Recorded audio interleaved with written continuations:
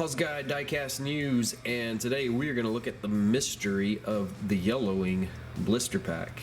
If you've been a collector of Hot Wheels for a while, you may have noticed that sometimes the blister packs tend to turn yellow on certain vehicles, and I've seen a lot of different guesses floating around as to why that may be, but we want to dive a little bit deeper and see if we can figure out what exactly it is that may cause this.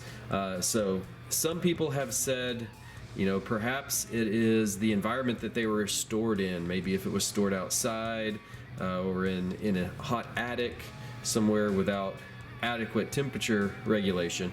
But these two came out of a collection that were stored exactly the same. They were actually stored right next to each other pretty much since they were bought in 2001. And I will say this is an issue that kind of goes back to the late 90s, early 2000s. I don't tend to see it very much in vehicles or in castings outside of that. But we're gonna look and see what this is. So this is the Austin Healey from 2001, number 197. Paint, I believe the paint color is slightly different on this. This one looks more like a teal, and I don't think it's just the yellowing of the blister that causes that to look that way. And this is more of a traditional blue color. So this one did not have any yellowing. This one did, even though they were stored in the same environment and it's the same car from the same year. Some other theories I have seen floating around, perhaps it is the different paint.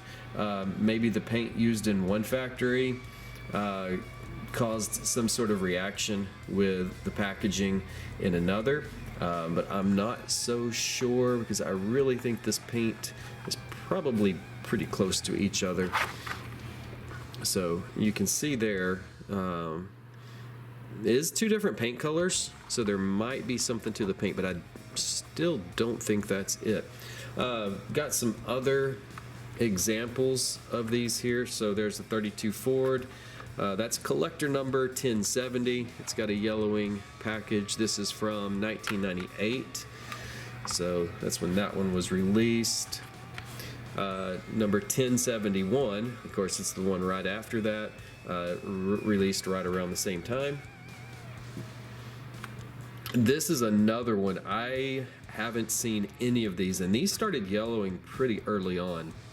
I had quite a few of these in my collection. The Sugar Rush Butterfinger Mustang, and I will say, let's see, what year did this come out? I think 98. 97 is what it says on the package. 97, 98. Had quite a few of these, and every single one of them started turning that yellow color within just a few years. And I kept those stored in good temperatures. Here's the 1936 Cord from 2001. And one thing that the yellowing does, it also makes these blister packs more brittle. So there's a good chance that starts to happen. That vehicle in that package, the package at least, is not going to continue to last forever. There's another one. They just get real brittle, and a lot of times the vehicle will start to fall through the package. There's another one that's Corvette Stingray 1056. So these are all kind of the same general era. Another one, you know, it's coming right on out of the package there. Ramp truck, oh, you saw that. The front part of the package just fell right off of it. So that's number 1060. So kind of the same type thing. Now, I wanted to go back to these first two that I had because this is the same car, released in the same year, and a lot of things are really similar.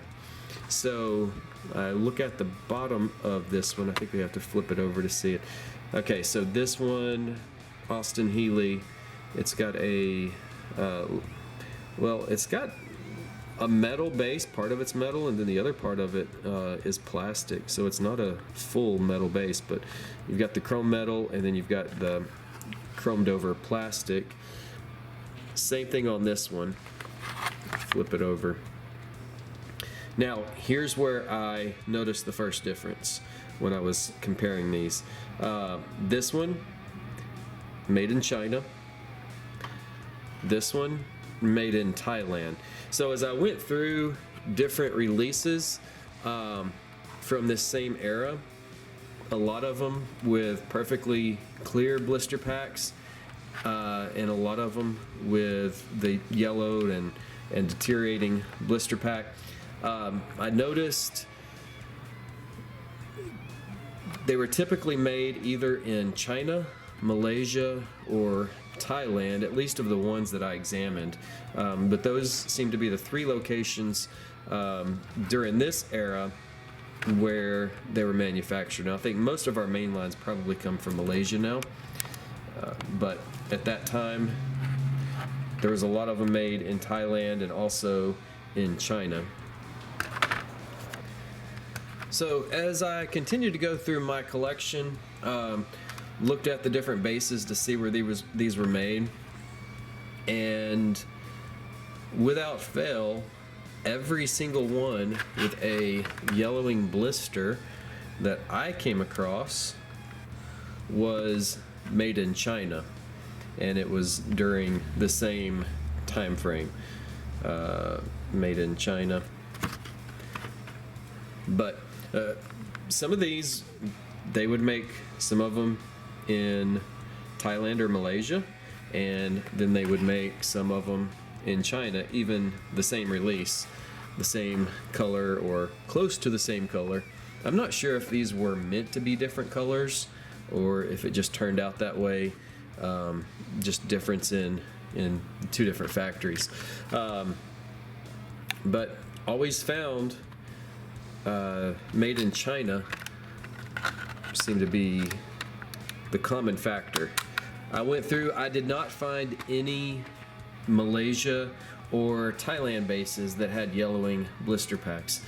So it leads me to believe that the material they use for actually forming the blister packs there in the factory in China, in many cases, was probably inferior quality.